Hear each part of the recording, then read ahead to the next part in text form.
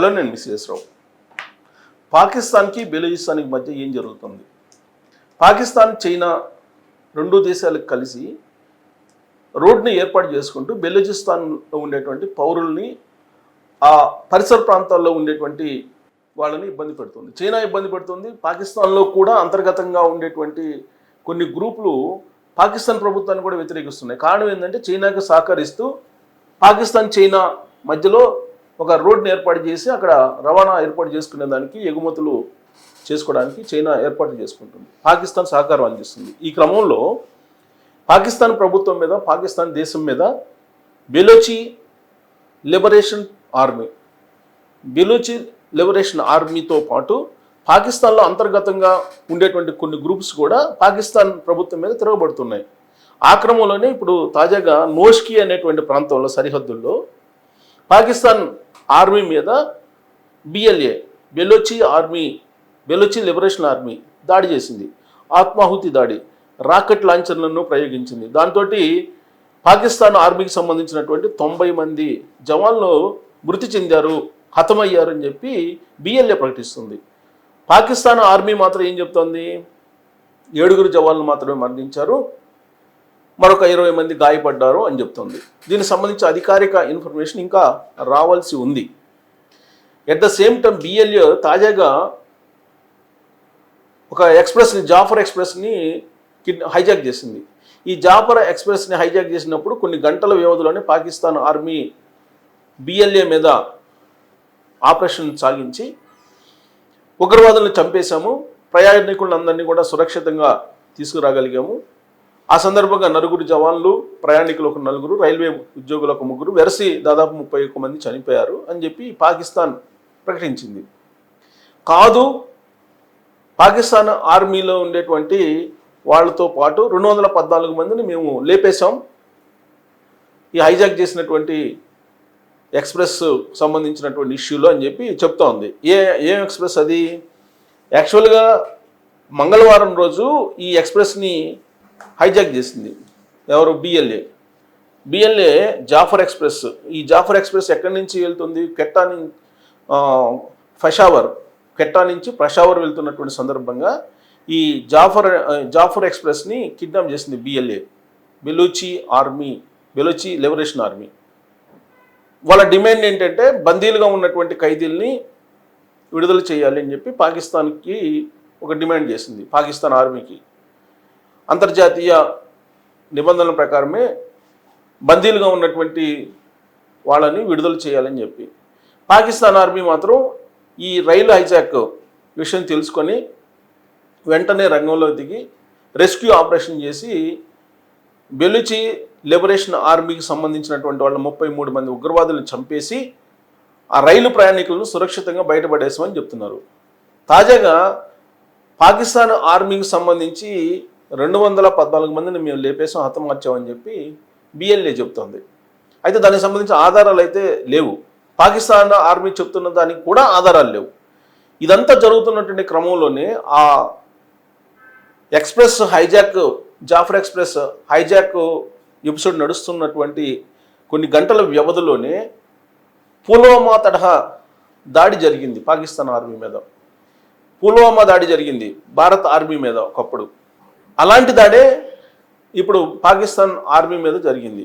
దాదాపు 8 బస్సుల్లో పాకిస్తాన్ ఆర్మీ సరిహద్దులో వెంబట వెళ్తున్నటువంటి సమయంలో అక్కడ నోష్కి అనేటువంటి ప్రాంతంలోకి చేరగానే బెలోచి లిబరేషన్ ఆర్మీ వాళ్ళు దాడులకు తెగబడ్డారు, బాంబులు పేల్చారు, గ్రెనేడ్స్ పేల్చారు, ఆత్మాహుతి దాడులుకి పాల్పడ్డారు. దీంతో 90 మంది పాకిస్తాన్ సైనికులను మేము హతమార్చామని చెప్తున్నారు. బట్ పాకిస్తాన్ మాత్రం 7 జవాన్లు మాత్రమే చనిపోయారు, ఒక 20 మంది గాయపడ్డారని చెప్పి చెప్తోంది.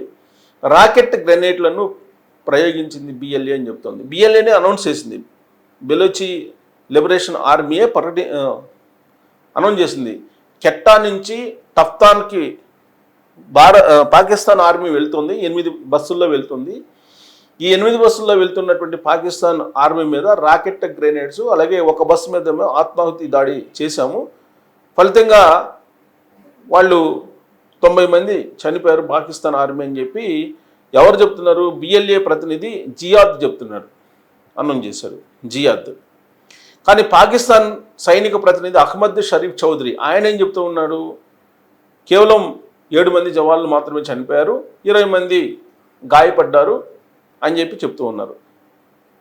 అక్కడ జాఫర్ ఎక్స్ప్రెస్ కిడ్నాప్ అయినప్పుడు కూడా, హైజాక్ అయినప్పుడు కూడా అటు పాకిస్తాన్ సైనిక ప్రతినిధి జాఫర్ చౌదరి చెప్తున్న దానికి, అలాగే బిఎల్ఏ ప్రతినిధి జియాద్ చెప్తున్న దానికి పొంతం లేదు. వీళ్ళేమో పాకిస్తాన్ ఆర్మీని వేసేసాము, కంప్లీట్గా దాన్ని ధ్వంసం చేశాము, పాకిస్తాన్ ఆర్మీ జవాన్లను చంపేశాం అని చెప్పి బిఎల్ఏ చెప్తుంది. పాకిస్తాన్ ఆర్మీ చెప్తుంది ఏం చెప్తుంది? పాకిస్తాన్ ఆర్మీ ప్రతినిధి జాఫర్ చౌదరి ఏం చెప్తున్నారు? బిఎల్ఏని, బెలోచి లిబరేషన్ ఆర్మీని హతమార్చేసాము, ఉగ్రవాదుల్ని దాదాపుగా ఒక 33 మంది మిలిటెంట్లని మేము హతమార్చాము, 354 మంది ప్రయాణికులని మేము జాఫర్ ఎక్స్ప్రెస్లో హైజాక్ చేసిన సందర్భంగా వాళ్ళని సురక్షితంగా బయటికి తీసుకురాగలిగాము అని చెప్పి చెప్తున్నారు. అయితే దీనికి ఆధారం ఏంటంటే విడుదలైనటువంటి కొంతమంది ప్రయాణికులు అయితే మీడియాకి తమ అభిప్రాయాన్ని చెప్పడం జరిగింది.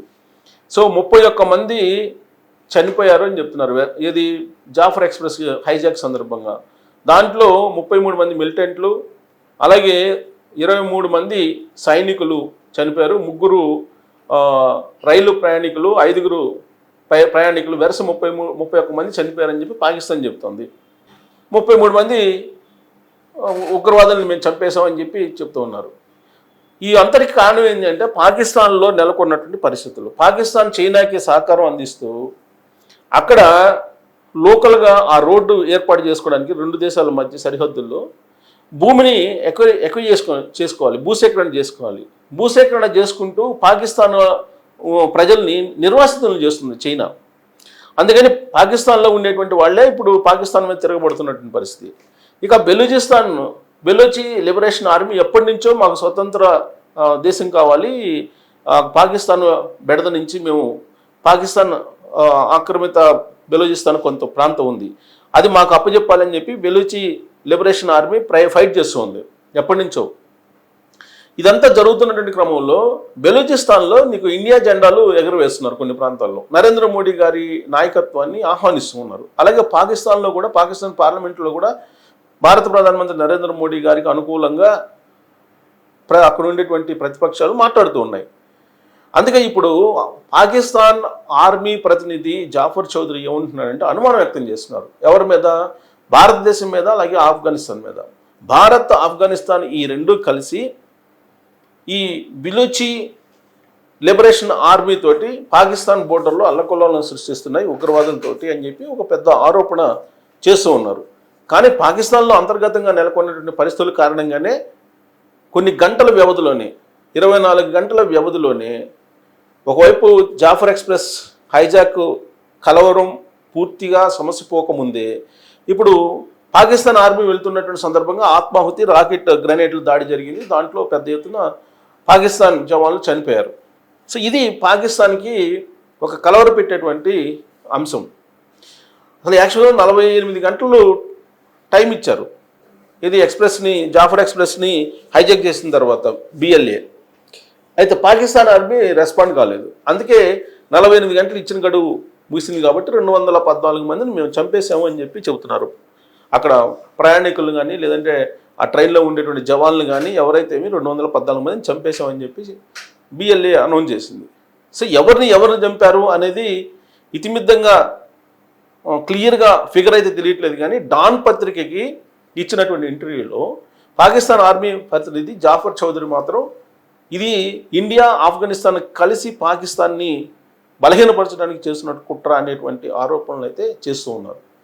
అలాంటి ఆరోపణలను పరిగణలోకి తీసుకోవడానికి అవకాశం లేదు. కారణం ఏంటంటే పాకిస్తాన్లోనే అంతర్గతంగా గందరగోళ పరిస్థితులు నెలకొన్నాయి. పాకిస్తాన్ ప్రభుత్వం మీదనే అక్కడ ఉన్నట్టు ప్రజలు తిరగబడుతున్నటువంటి సిచ్యువేషన్, పాకిస్తాన్ ఆర్మీ మీదనే అక్కడ ఉన్నటువంటి ప్రజలు తిరగబడుతూ ఉన్నారు. ఎందుకంటే చైనాకి మద్దతు పలుకుతుంది పాకిస్తాన్. ఆ కారణంగా నిర్వాసితులు అవుతున్నాము తాము అని చెప్పి పాకిస్తాన్ పౌరులే తిరగబడుతున్నటువంటి సిచ్యువేషన్. కాబట్టి వాస్తవాలు ఇలా ఉంటే ఇండియా, ఆఫ్ఘనిస్తాన్ మీద ఇప్పుడు ఆరోపణలు దిగుతుంది పాకిస్తాన్. కారణం ఏంటంటే ఆడలేక మధ్యలో జరుగు అంటే బెలోచి లిబరేషన్ ఆర్మీని ఎదుర్కోలేక భారత్ మీద అపవాదం మోపుతోంది పాకిస్తాన్. మరి దీంట్లో నిజం ఎంత? దీని మీద మీరు కామెంట్ చేయొచ్చు. Thank you.